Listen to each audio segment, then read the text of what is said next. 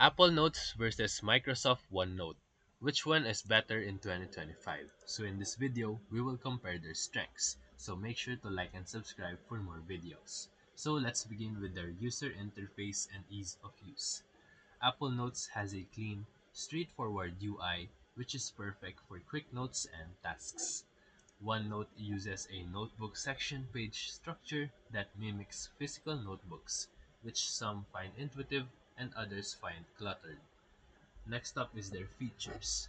Apple Notes supports checklists, attachments, folders, smart folders, and handwriting with Apple Pencil.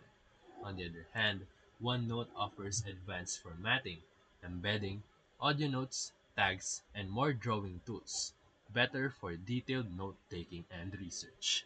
Next is their cross-platform compatibility. Apple Notes works best within the Apple ecosystem. It's available on iOS, macOS, and the web, and OneNote is available on nearly every platform, such as Windows, Mac, Android, iOS, and web, with consistent syncing across devices. Next is their Cloud Sync and storage. Apple Notes syncs through iCloud and integrates with your Apple ID, while OneNote uses OneDrive, which allows more storage, but it requires Microsoft account setup.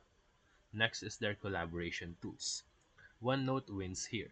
It allows real-time co-editing and collaboration with others, while Apple Notes has added shared folders, but it's still limited compared to Microsoft's ecosystem. Next is their offline access. This is solid for both. You can use them offline, with sync happening once you're back online. So for final verdict, you can choose Apple Notes for simple, clean note-taking across Apple devices. And you can pick OneNote if you need deeper organization across platform flexibility and better collaboration tools.